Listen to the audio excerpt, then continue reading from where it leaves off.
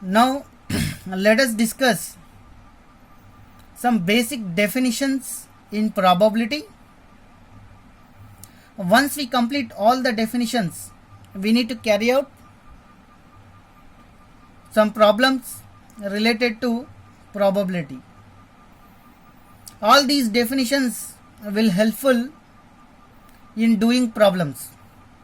So let us take what is a sample space. A sample space is nothing but all possible outcomes of an experiment, and if I write all the outcomes in a set format, that can be, we can call it as a sample space, and it is denoted by capital S.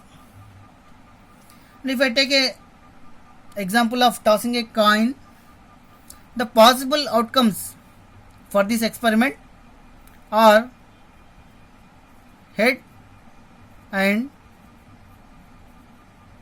tail. Now if I write all these possible outcomes in a set format, that generally we can call it as a sample space. So now sample space is equal to head comma tail for the random experiment tossing a coin, and it is similar as universal set in set theory, which we have discussed in earlier classes. Let us take one more example, that is rolling a die. The sample space for rolling a die, S is equal to 1, 2, 3, 4, 5 and 6. A die has 6 faces with number of dots on each face. So number of dots on each face, if I take all the numbers of on faces represent a sample space, that is S is equal to 1, 2, 3, 4, 5 and 6. So one can generalize this sample space with different types. So those are discrete sample space and continuous sample space. Let us glance what is this discrete sample space and continuous sample space. So first we will see what is a discrete sample space. A sample space is called as a discrete if all the outcomes of a sample space are distinct in nature. So the outcome of a sample space must be a distinct value. Let us take with one example. So if I take a random experiment tossing 2 coins, the sample space for this experiment is S is equal to, we may get 2 heads and we may get head to tail and we may get tail head and tail tail. So if I do a random experiment tossing 2 coins at a time, I may get 4 possible outcomes. And if you observe, all these four possible outcomes are distinct in nature and they are finite. So that this type of sample space generally we can call a discrete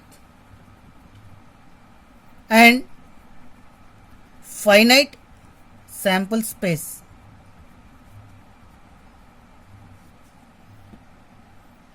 So let us go with one other example. So if I take a random experiment tossing a coin until we get tail. So the sample space for this experiment is, so we are tossing a coin until we get tail. That means when we get tail, then we need to stop the doing experiment. So we may get a tail in first trial. That is the one possible outcome. Sometimes we may not get in first trial. So let us take, we may get first head and tail. So when we get tail, we need to stop the doing experiment, because the random experiment is tossing a coin until we get tail. So head to tail is one of the possible outcome, and we may get head, tail. In the third trial, we may get tail. So when we get tail, we need to stop the doing experiment. So we may get head, tail, and so on. And if you observe the outcomes of the sample space, all the outcomes are distinct in nature and the value is not finite. The value is gone until we get tail. So this type of sample space generally we can call a discrete sample space and infinite.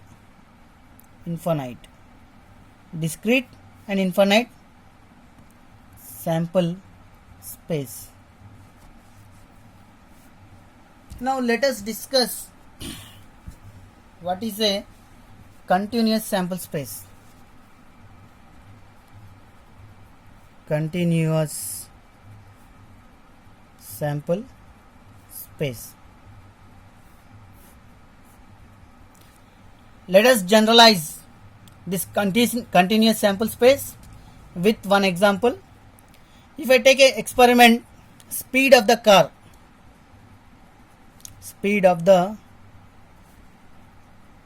if I observe, so the speed may change as instant of time.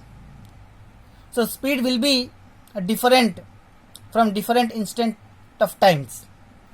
So if I take the range of the speed of a car is 0 less than or equal to speed less than or equal to 120. So one can get a speed different at different instant of time values.